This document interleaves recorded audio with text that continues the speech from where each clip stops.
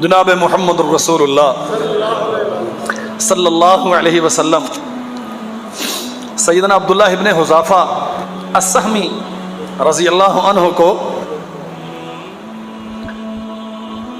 خط دے کے بھیجا کسریٰ فارس کے دربار میں. اس زمانے کا فرعون جو بائیڈن، سپر طاقت کا مالک. آپ نے سنا ہے برطانوی وزیر خارجہ نے کیا کہا ہے پاکستان میں؟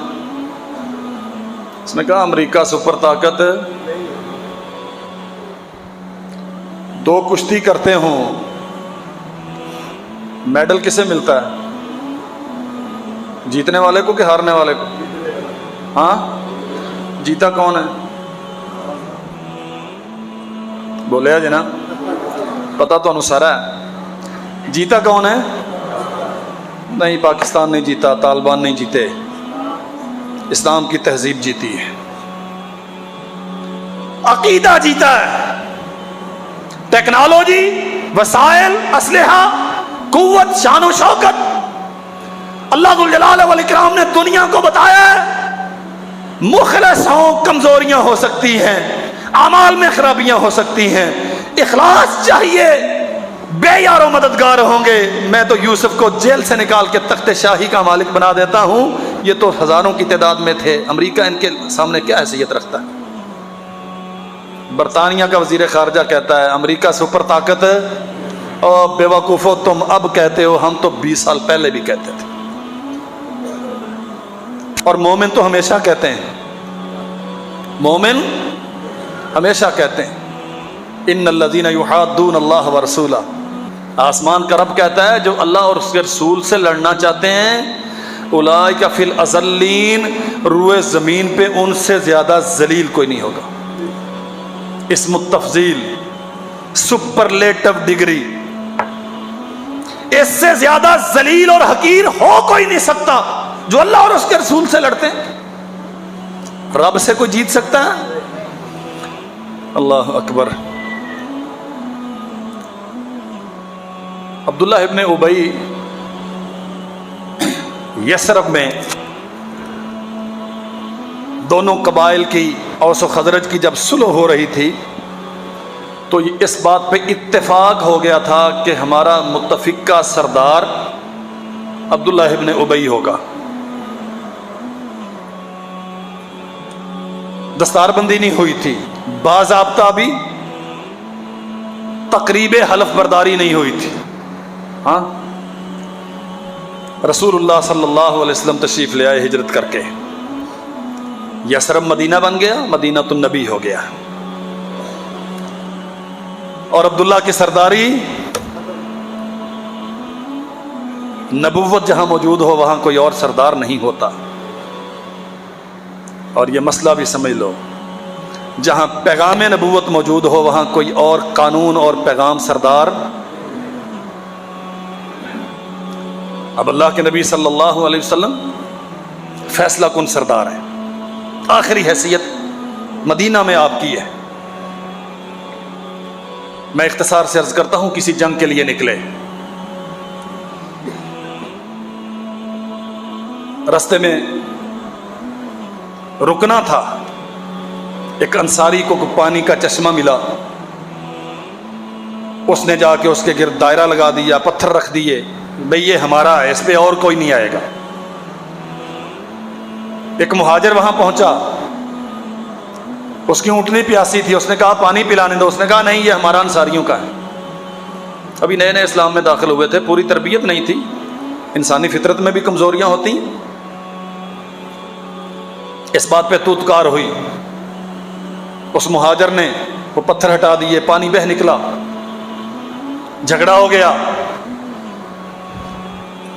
انصاری عبداللہ ابن ابی، یہ خبیث بھی ساتھ تھا، بظاہر کلمہ پڑھتا تھا، ان کے قبیلے کا تھا. اسے بتایا انصاری نے، تو یہ اپنی قوم سے کہتا ہے کہ تم اتنا خرچ کرتے ہو محمد رسول اللہ صلی اللہ علیہ وسلم پر، یہ چھوڑو، انہیں بھوکے مرنے دو. ان کے ساتھیوں کو بھوکا مرنے دو، یہ خود ہی دیہاتوں میں دائیں بائیں نکل جائیں گے، جہاں سے آئیں ہماری جان چھوٹے گی۔ اور پھر اس نے کہا کہ ہم جب واپس جائیں گے لَإِن رَجَعْنَا إِلَى الْمَدِينَةِ لَيُخْرِجَنَّ الْأَعَزُّ مِنْهَا الْأَذَلَّ، مدینہ میں واپس پہنچیں گے، جو عزت دار ہے وہ ذلیلوں کو مدینے سے نکال دے گا۔ سیدنا زید بن ارقم رضی اللہ عنہ بیان کرتے ہیں، میں یہ بات ساری سن رہا تھا، میں نے اپنے چچا کو بتایا، ان کی عمر چھوٹی تھی، چچا نے جا کے اللہ کے نبی کو بتا دیا، رسول اللہ صلی اللہ علیہ وسلم نے عبداللہ ابن ابی کو بلایا، ہاں بھائی تو نے ایسے کہا؟ قسم اٹھا کے کہتا جی میں نے ایسے نہیں کہا۔ اللہ اکبر، واللہ بڑے سبق ہیں۔ چچا نے آ کے زید بن ارقم کو ڈانٹا کہ تیری وجہ سے آج میں غلط بات کہہ کے نادم ہوا ہوں، اور زید کہتے ہیں کہ وہ جتنا بھی قافلہ تھا سارے ہی میری طرف عجیب عجیب دیکھ رہے تھے۔ اللہ نے رات کی تاریکیوں میں آسمان سے سورہ منافقون اتاری، اور محمد کریم صلی اللہ علیہ وسلم نے صبح دم یہ سورت پڑھی اور ساری دنیا کو بتایا کہ یہ خبیث منافق تھا، زید مخلص تھا، اس نے سچ کہا، اس نے جھوٹ بولا۔ زید کہتے ہیں اللہ کے نبی میرے پاس تشریف لائے اور میرا کان پکڑ کے مروڑا اور مسکرائے، اور کہتے ہیں کہ مجھے قیامت تک اگر زندگی کی ضمانت دے دی جاتی تو میں اتنا خوش نہ ہوتا جتنا رسول اللہ کی مسکراہٹ سے مجھے خوشی۔ کہا کچھ نہیں۔ ابو بکر رضی اللہ عنہ نے پوچھا زید اللہ کے نبی نے کیا کہا؟ عرض کیا ابو بکر کہا کچھ نہیں، کان مروڑ کے مسکرائے، میں سمجھ گیا کہ رسول اللہ مجھ پہ غصے نہیں ہے۔ اللہ کب اپنے بندوں کو رسوا کرتا ہے؟ مخلص تھے، آسمان سے اللہ نے قرآن اتارا۔ اللہ اکبر۔ چلیں، کہتا ہے جو عزت دار ہیں وہ ذلیلوں کو نکال دیں گے۔ بیٹا، غیر کی بات نہیں، حقیقی بیٹا۔ اللہ کے نبی آپ کی منشا کیا ہے؟ اس گستاخ کو قتل کر دیا جائے؟ کوئی اور کرے گا تو بیٹا ہوں، شاید تکلیف ہو، اب مجھے حق دیں، میں اپنے باپ کی گردن اتار کے آپ کے قدموں میں رکھتا ہوں۔ للہ العزت ولرسولہ وللمؤمنین ولکن المنافقین لا یعلمون۔ عزت تو اللہ کے لیے ہے، اس کے رسولوں کے لیے ہے، رسولوں کو ماننے والوں کے لیے۔ عزت طاقت میں مضمر، اسلحہ ٹیکنالوجی میں عزت مضمر۔ ارے اگر آج برطانیہ کا وزیر خارجہ اسلام آباد میں کھڑا ہو کے یہ کہے کہ امریکہ سپر طاقت نہیں ہے، اس کا معنی کیا ہے؟ امریکہ کے اتحادی اسے جوتے مار رہے ہیں۔ ہم تو ماریں گے انشاءاللہ، آپ نہ بھی انشاءاللہ کہیں، ہم پھر بھی ماریں گے، ہم پہلے بھی مارتے ہیں۔ جنہیں نہیں سمجھ انہیں نہیں سمجھ، ورنہ مارنے والے پہلے بھی مارتے ہیں۔ ہاں، اولئک فی الاذلین، یہ ذلیل ہیں۔ کتب اللہ لأغلبن انا ورسلی، اللہ کہتے ہیں ہم نے لکھ دیا، اور اللہ کا لکھا ہوا مٹتا، لا تبدیل لکلمات اللہ۔ کائنات ادھر سے ادھر ہو جائے، سورج مشرق کی بجائے مغرب سے طلوع ہو جائے، اللہ کا لکھا ہوا تبدیل کرنا ممکن؟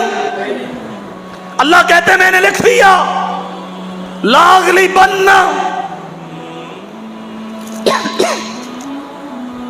قسم کے سیغے کے ساتھ۔ اللہ قسم نہ بھی اٹھائے تو اس بات کی سچ ہونے میں کوئی شک، لیکن یہاں تو ہمارا رب قسم اٹھا رہا، لاغلبن، میں قسم اٹھا کے کہتا ہوں کہ میں نے لکھ دیا میں غالب آؤں گا، ورسولی، اور میرے رسول غالب آئیں گے۔